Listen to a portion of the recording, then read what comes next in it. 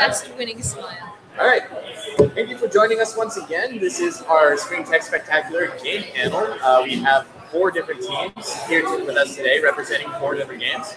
Or actually, we have 3 teams, not 4. That's not much. So we have Kevin Brady, the head writer for Project Sam. We have Ty Lipseg, team lead for Puppeteers. We have Jessica Novelski, the team lead of Group 121 with their game Groundless. And we also have Andres Figueroa, project lead over at Evil Quacks Studios for Trials of the Rift. All right, let's get started. So why don't we just go down the line and give us a brief summary of each game we're working on. So let's start with Project Sam. Right. So Project Sam is a text-based adventure game where you, as the player, communicate with an AI that is trying to find its missing secret agent partners.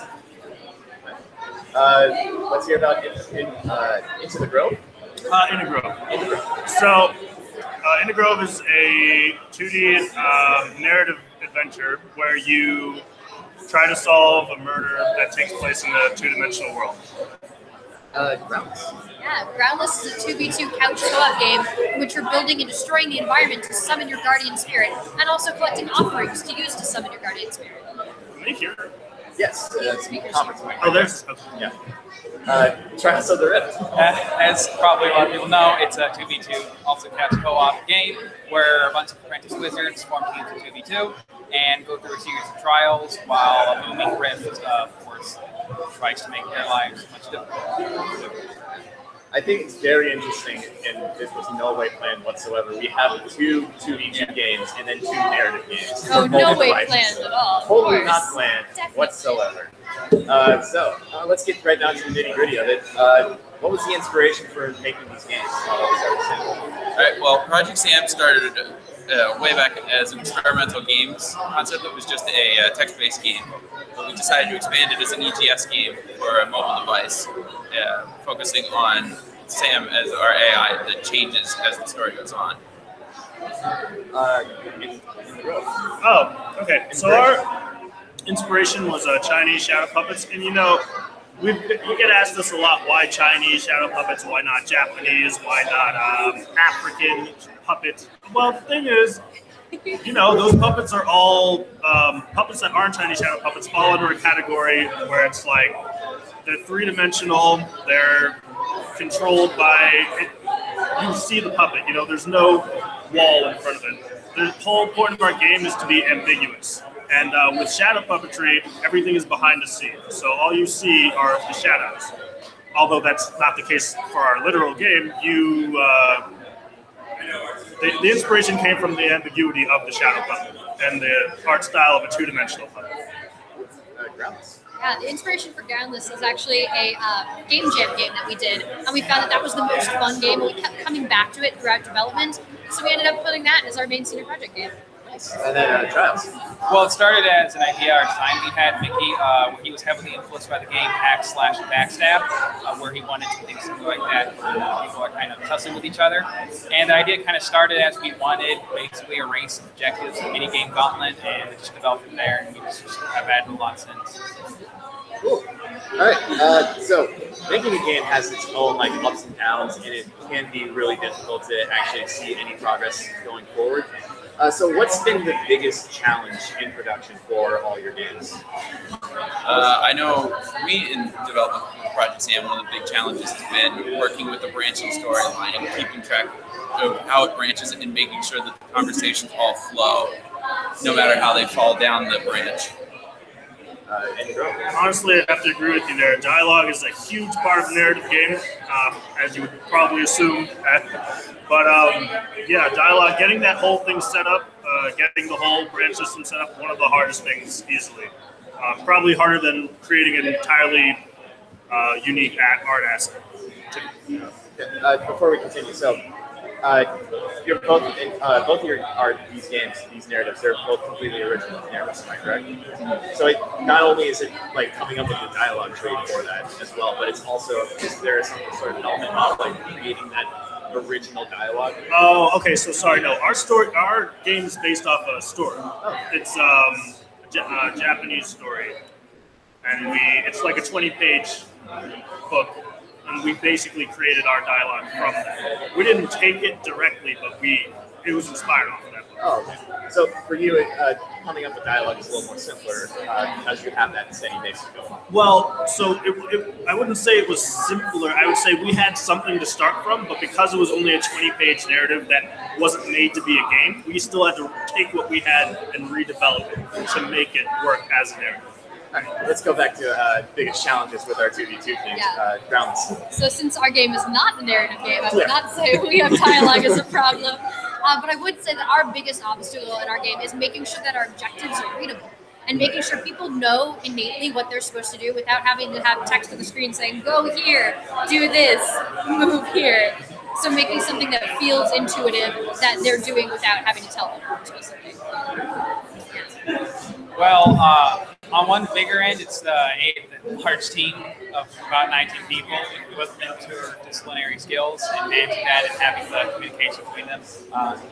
But although that's not really the biggest issue, I feel like with the game, though, definitely, I would echo Jess here, coming up with the design, the objectives, readability, and balancing them has always been a big challenge because I think the hardest part about our game is doing something that not a lot of other games have done, and probably for good reason, is just have these two separate innate objectives happen on the same screen in the shared space to live, and figuring out how to make it work is difficult.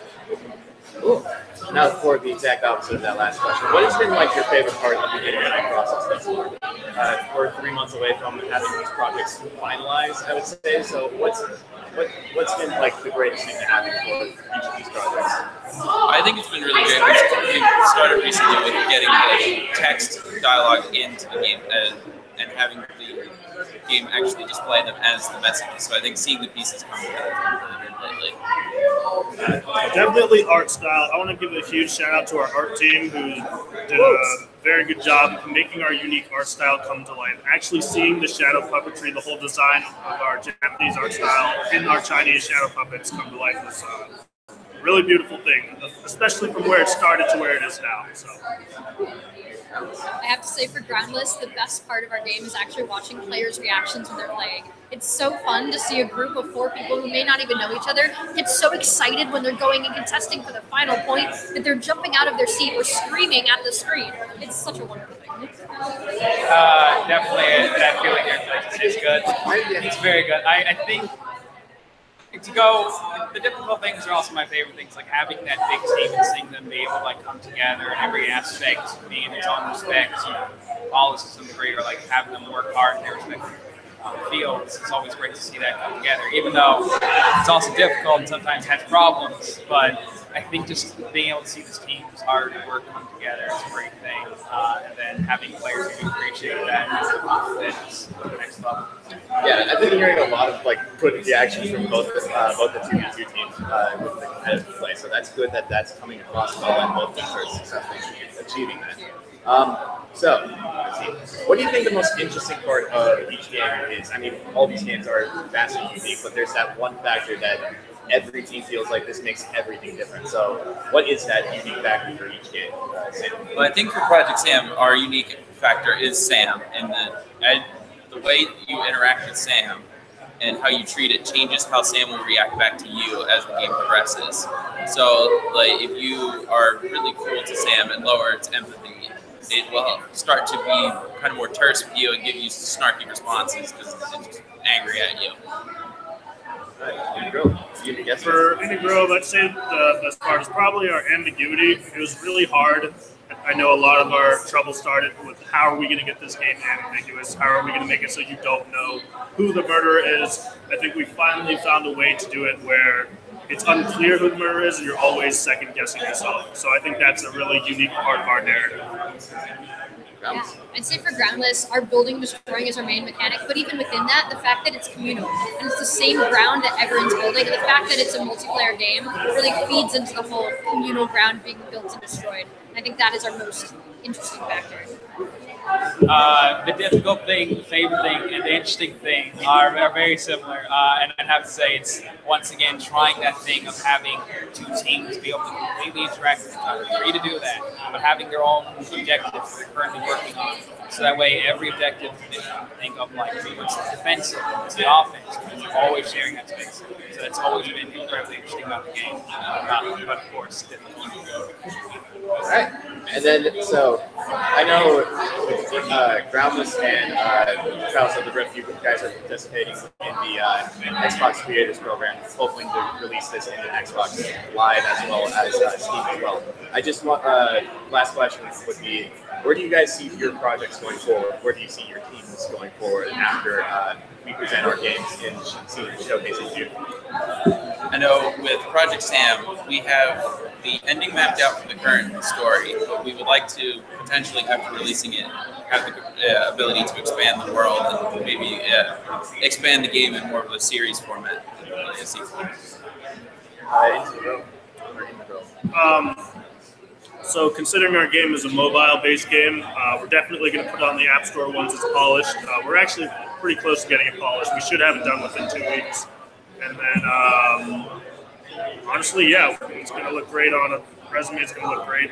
We're just excited to have something that we can put out there. Yeah, echoing that same sentiment as well. We're really excited to publish our game and then potentially tweak any last-minute bugs over the summer, but just having a fully polished, finished game that is published by the end of this year and not having to work on it afterwards. It's definitely our goal. It's same as everyone else. We just want to publish our game, put it out there, hopefully get it on that Xbox, get it on other things, and get it out there on Steam and have people start playing it and continue working on it after Senior Showcase. Because I imagine we'll have a good forum at Showcase, but of course, we just want to keep building on it and make it as best as we can before we put it out there.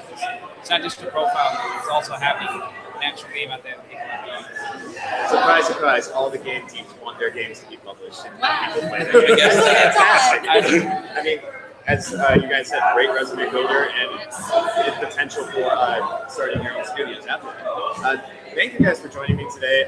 Thank you for coming to TechSpec in general. So tune in at 4 p.m. when we give our closing statements over at TechSpec, and after that, stay tuned for a live interview with Evil Quacks composer Joe. What's his last name? Joseph St. Pierre. Joseph St. Pierre. Joseph. Joseph St. Pierre. So tune in for that. Until then, stay evil and